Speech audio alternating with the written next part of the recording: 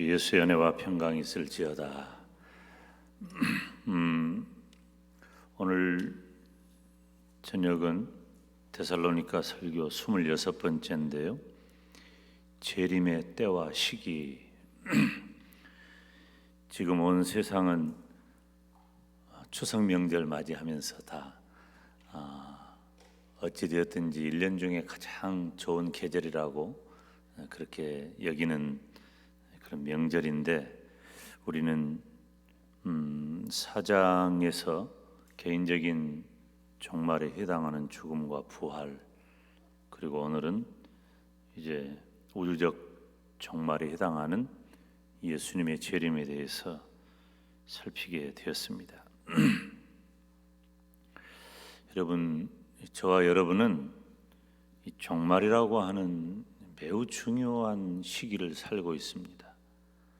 이것을 우리가 자각하는 것이 굉장히 중요해요. 이 감각이 없는 거예요. 지금 우리가 종말을 살고 있다는 그 감각이 없어요. 여러분, 사람이 중증에 걸리면, 큰 사고를 당하면 감각이 없습니다. 이게 문제인 거예요.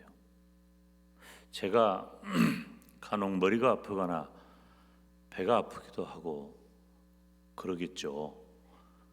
저는 약을 잘 안 먹습니다. 약은 어떨 때 먹냐면 의사의 분명한 진단이 있을 때 약을 먹습니다. 그런데 그 진단 없이 함부로 진통제라든가 뭐 이런 걸 먹어버리면 원래 내가 어디가 아픈지 모른 채 그 통증만 가라앉히는 것이 되기 때문에, 진짜 내 병을 모르고 내 병을 모른 채 통증이 가라앉으면 사람은 참 이게 금방 통증이 있고 아프면 죽을 것 같다가도 통증이 사라지면 언제 그랬냐는 듯이 잊어버립니다. 그래서 우리 어머니 세대들이 아이를 10명 이상 낳는 거예요. 요즘은 그것도 안 하려고 그러지만은, 지금 우리가 이 시대를 살아가면서 제가 지금 종말이라는 단어를 얼마나 많이 사용합니까? 우리 교회 강단처럼 이렇게 신앙적인, 신학적인, 교리적인 하나님, 예수님, 성령님, 그리고 우리 주님의 죽으심과 부활과 다시 오실 재림, 이런 이야기들, 천국 이야기, 지옥 이야기, 우리 교회 강단은 너무 많이 합니다. 근데 문제는 우리가 아무리 얘기를 해도 감각이 없는 게 문제예요. 지금 우리가 종말의 때를 살아가고 있다고 하는데 그 종말의 때를 살아가고 있다는 그 감각이 없어요. 무감각하다. 이것처럼 심각한 것은 없거든요. 정말 우리는 종말이라고 하는 중요한 시기를 살고 있습니다. 우리가 만약 예수님을 믿는 성도로서 하나님의 영광을 위해 살고 있다면 우리는 이 종말의 때에 항상 깨어 있어야 할 줄로 믿습니다. 이 믿음이에요, 이게. 우리가 믿음을 어디서 찾습니까? 하나님의 말씀에 대한 나의 반응에서 찾는 거예요. 교회 안에서나 교회 밖에서나 우리가 서로를 대하는 구체적인 방법이 포함된 거예요. 우리들의 삶의 모든 방식과 형태가 바로 내 믿음인 것이죠. 그러면 이 세상에 그렇게 믿음을 드러낼 수 있고 내가 분명하고 확실하게 종말의 때라고 말하며 살아갈 수 있는 사람이 어디 있을까요? 목사님은 그렇게 사시오? 중요한 건 뭐냐면 사람의 힘으로는 안 되지만 하나님의 은혜로는 그렇게 살게 될 줄로 믿습니다. 우리는 그래서 늘 하나님의 은혜를 구해야 돼요. 우리가 예수님을 믿는 것도 내 힘과 의지로 한 것 아닙니다. 내가 내 힘과 의지를 가지고 내 경험과 내 지식과 내 방법을 가지고 예수님을 믿은 것 아니에요. 우리가 예수님을 믿는 것은 우리 집안이 전통적으로 예수님을 믿기 때문에, 물론 복음의 접촉점은 가능성은 더 있지요. 듣지 못하는 자들보다도. 왜? 복음은 들어야 되니까. 그런데 제가 늘 말씀드리지만 구원은 개인적인 거예요. 뭉뚱그려 가지고 우리 집안이, 우리 가문이 구원받는 것 아니에요. 구원은 철저하게 개인인 거예요. 그러니까 하나님의 구원은 저와 여러분 한 사람 한 사람에게 베푸시는 하나님의 은혜라는 것입니다. 그래서 우리가 살아가는 방식도, 내가 예수님을 믿고 구원받은 성도로 살아갈 수 있는 것은 내 힘과 능력의 여부가 아니라, 내가 신앙적으로 훌륭하고 못나서가 아니라, 어떤 사람은 믿음이 좋고 나빠서가 아니라 철저히 하나님의 은혜 때문입니다. 죽은 자의 부활과 예수님 재림의 시기는 초대교회의 관심사죠. 4장에서는 죽은 자, 자는 자라고 표현했죠. 그 자는 자, 죽은 자의 부활에 대해서 언급했습니다. 오늘 본문은 예수님께서 재림하시는 때와 시기에 대해서 기록하고 있어요. 미리 말씀을 드리면, 제가 결론에 해당하는 부분을 미리 말씀을 드리죠. 예수님께서 다시 오실 때를 아는 사람은 따라서 합시다. 아무도 없다. 아무도 없다. 아무도 없단 말이에요. 예수님이 다시 오실 때와 시기를 아는 사람은 아무도 없어요. 그렇지만 사랑하는 여러분, 예수님은 반드시 다시 오십니다. 얼마나 놀라운 일입니까? 이게 믿음인 거예요. 이 놀라운 사실을 우리가 전인격으로 받아들이고 믿고, 그것을 교회 안에서나 교회 밖에서나 내가 살아가는 삶의 모든 방식으로 드러내는 것이죠. 쉬운 일은 아니에요. 두 가지 차원으로 살피는데, 오늘은 여러분이 전도 지지고 해야 되니까 좀 빨리 말씀을 마치려고 생각을 해요. 첫째, 성경에는 재림의 때와 시기에 대한 기록이 없다는 거예요. 재림의 때와 시기에 대한 기록이 없다. 오늘 본문 1절에 형제들아 때와 시기에 관하여는 너희에게 쓸 것이 없다 그랬어요. 쓸 것이 없다. 절대로 우리가 잊지 말아야 할 것은 재림의 그 날과 그 시는, 제가 그 날과 그 시라고 하는 정관사 그라고 하는 것을 붙여서 말했어요. 꼭 그 날, 꼭 그 시는 성경에 기록하지 않았어요. 무슨 말이에요? 알 수 없다는 말입니다. 알 수 없다는 거예요. 그래서 바울은 때와 시기에 대해서는 할 말이 없다. 할 말이 없다는 겁니다. 때와 시기라는 표현은 일정 기간과 특정 기간의 상태를 말하는 것인데요. 왜 예수님의 재림의 시기가 초대교회의 중요한 주제가 되었을까요? 그때 당시 성도들, 이 초대교회와 특별히 오늘 본문의 배경이 되는 데살로니가 교회의 성도들은 예수님의 재림이 임박했다고 믿고 있었어요. 재림이 임박했다. 제가 이건 몇 차례 설명을 드렸죠. 왜? 그들은 예수님을 직접, 예수님의 생애와 예수님의 죽음과 부활과 승천을 직접 목격했던 제자들, 우리가 사도들이라고 말하는 그 제자들, 그리고 제자들과 함께 했던 성도들, 예수님을 직접 목격했던 분들로부터 직접 복음을 전해 들은 거예요. 예수님이 뭐라고 하셨어요? 하늘로 올라가시면서 나는 다시 온다, 그런 거예요. 예수님이 누군 줄 아시오? 예수님은 이런 말씀을 하셨고 이런 일을 행하셨고 라고 말하는데, 김용대 목사가 말씀을 통해서 전하는 것보다도 2000년 전에 베드로 사도가, 요한 사도가, 마태가, 마가가 그들이 직접 보고 현장에서 주님과 손잡고 주님과 어깨 맞대고 식사를 나누고 그렇게 했던 모든 일들을 전하는 것은 전혀 차원이 다르지. 그래서 예수 그리스도의 복음을 접한 자들은 예수님의 부활과 승천까지가 이미 이루어진 역사적 사실로 전제하고, 그리고 뭐 하나 남은 거예요? 예수님 재림 하나 남은 거지. 그러니까 그들이 현장에서 보았던 사도들에 의해서 전달받은 그 생생한 그 복음이기 때문에 예수님의 재림 또한 매우 임박한 걸로 알았어요. 왜? 예수님을 믿는 대가가 너무 참혹했거든.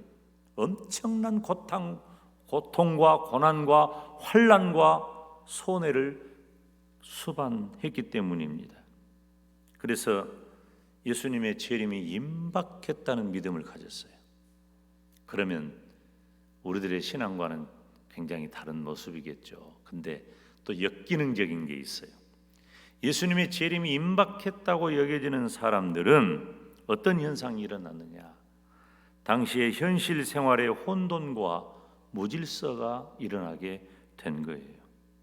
제가 이건 경험했습니다. 제가 전도사 때인데요. 제가 전도 신학교 다닐 때 난리가 났어요. 이 시한부 종말론 때문에. 예수님이 언제 오신다? 그때가 10월 28일이든가 1992년. 이장님이, 제가 전도사 때 이장님이 이초석이 이렇게 말했다가 제가 섬기는 교회 장로님이 어째서 전도사님은 뒤에 목사도 안 붙이고 이장님이 이초석이 그렇게 말아요? 그래서 내가 그런 것들이 뭐가 목사냐고 내가 그랬어요. 나 그러고 보면은 참 젊은 나이에 담대했던 것 같아. 복음에 대해서는. 이장님이가 다미 선교회를 통해서 시한부 종말론을 할 때 우리 교회 성도들도, 우리 영광대교회 식구들은 그런 사람 없었나 모르겠어. 없었어요? 말을 안 해서 그런지 또 몰라. 정말 감쪽 같더라니까. 깜짝 놀랐어요. 제가 한 두어 가정을 제가 발견을 했어요. 신방 가서 얘기를 들어보니까 묘해요. 읽는 책도 묘하고. 그래서 이 얘기를 해봤더니 그 시한부 종말론에 빠진 거예요. 그래서 내가 그랬어요. 집사님, 다 갖다 바치지는 마시오 그랬어요. 꼭 들으라 그랬어. 다 갖다 바치지는 마시오.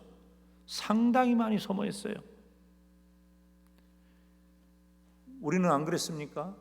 우리나라도 이 종말론 때문에 이 시한부 종말론, 종말이 임박했다는 그런 사상들이 일제강점기 때 더 심했습니다.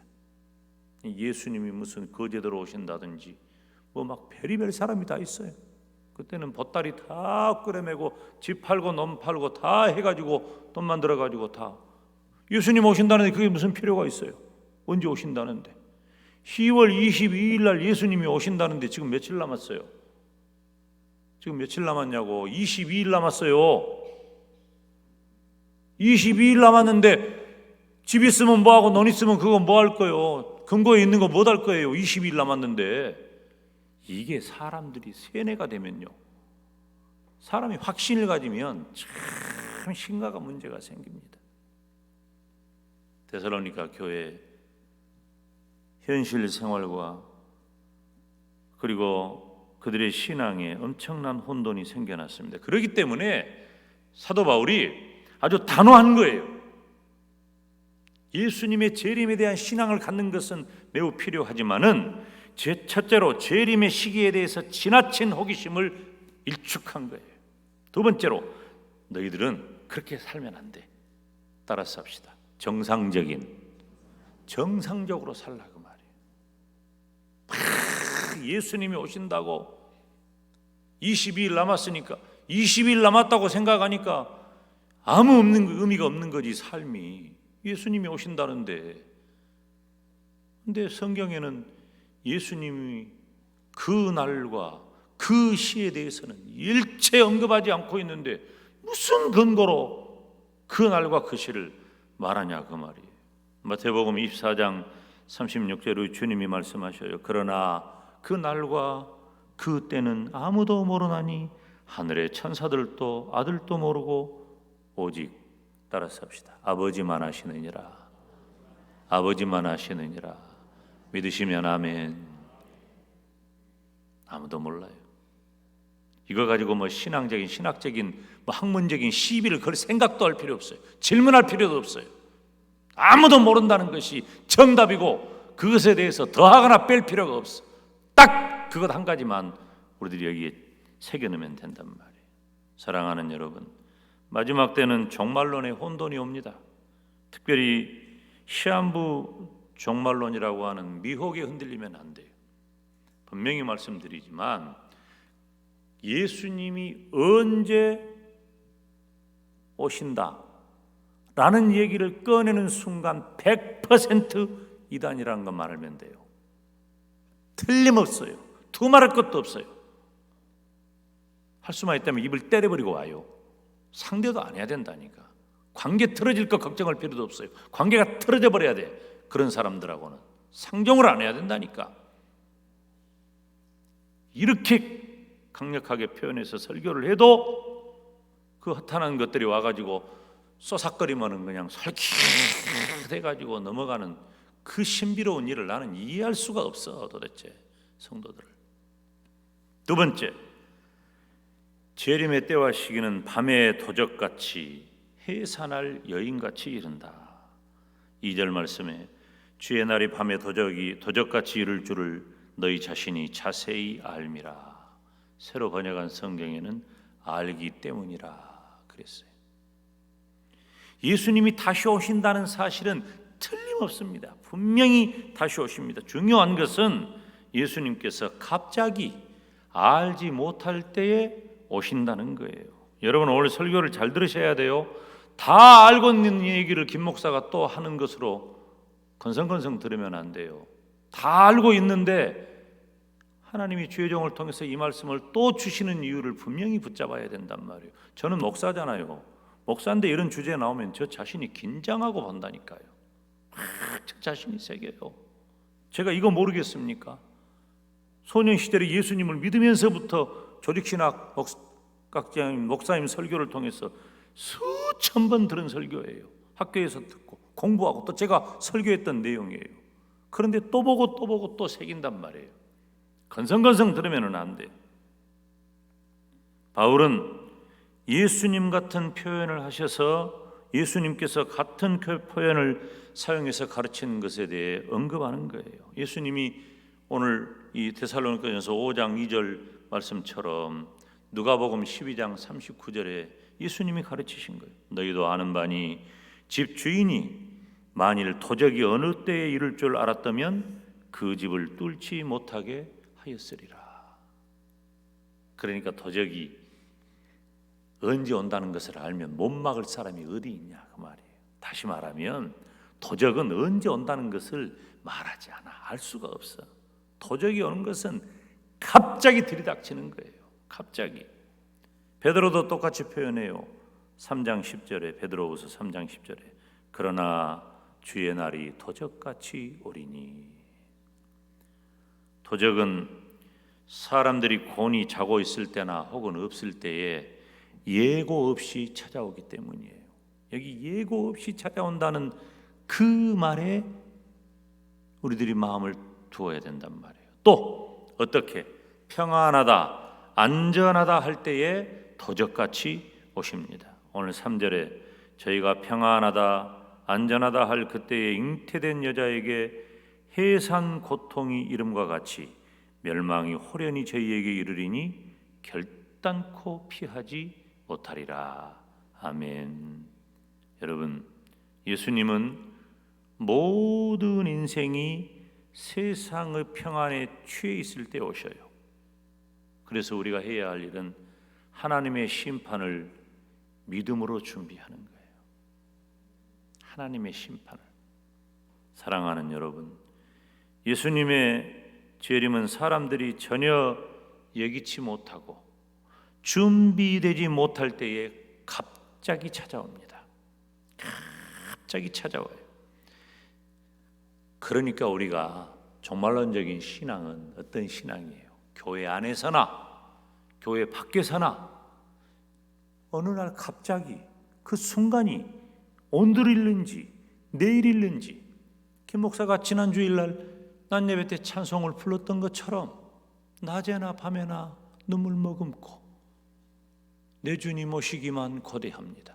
먼 하늘 이상한 구름만 떠도